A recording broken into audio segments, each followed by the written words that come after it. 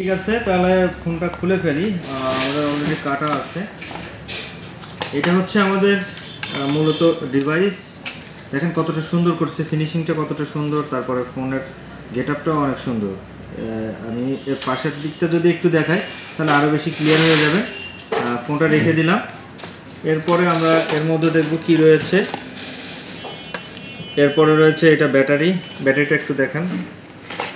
তারপরে চার্জার, এই যে চার্জারটাও রেখে দিচ্ছি। চার্জারটা একটু খেয়াল করেন। চার্জারে দেখতে পাবেন এখানে টাইপ সি পোর্ট, এইখানে অনেকটা আপডেট করছে ফোনের সাথে। এই যে টাইপ সি চার্জিং পোর্ট। আর এক্সট্রা বেনিফিট, এই যে ইউজার গাইড, এটা পড়বেন আর এর ফাংশনগুলো সব কিছু জেনে নেবেন। আর যেটা জানতে পারবে না সেটা আমাদের কাছে জিজ্ঞেস করবেন, আমরা বলে দিতে পারবো। ফোনের প্যাকেটটা দেখেন অনেক সুন্দর ডিজাইন করছে।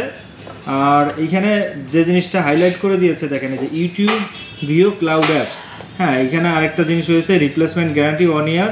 আর এর নিচে রয়েছে HMD। আর এর পিছন সাইডটাতে রয়েছে এই যে স্টিকারটা, এখানে ফোনের যাবতীয় সকল তথ্য রয়েছে। যেহেতু এটা Indian product, scan and pay with built in উপায় অ্যাপ, ঠিক আছে। ইন্ডিয়াতে এই অ্যাপটা চলে, এখান থেকে টাকা পয়সা লেনদেন করা হয়। তো এটা দেওয়া আছে এই ফোনে, ওয়ান অফ দ্য অরিজিনালস। হ্যাঁ, এখানে এই সিলটাও আছে, নকল করতে গেলে খবর আছে কোম্পানির, অন্য কোনো।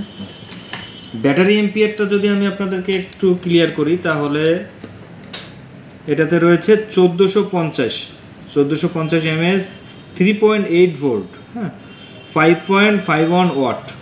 এই যে এখানে দেখতে পাচ্ছেন। আর এইখানে নোকিয়া সিলটাও অনেক সুন্দর করে রয়েছে। এক্সট্রা ফিচার হিসেবে এই যে টাইপ সি একটা যে চার্জিং দিয়ে দিয়েছে, এটা চার্জ হতে হয়তো বা 1.5 ঘন্টার মতো সময় লাগবে। তারপর আমরা সব কিছু চেক করে আজ শুধুমাত্র আনবক্সিংটা দেখালাম। এরপরে সম্পূর্ণ চেকিং করার পর, মানে আমরা এই ফোনটা ব্যবহার করব, ব্যবহার করার পর কি কি সমস্যা আমরা পেলাম, তারপরে এটা কি ব্যবহার করা যাচ্ছে, সিমের কল কোয়ালিটি কেমন, তারপর সাউন্ড কোয়ালিটি কেমন, এরপরে মেমোরি কার্ড কত জিবি পর্যন্ত সাপোর্ট করে, A to Z call recording আছে কিনা, A to Z সকল ডিটেলস থাকবে এর পরের ভিডিওতে। সে ভিডিওটা মিস করবেন না। তো আজকের ভিডিওটি এই পর্যন্তই।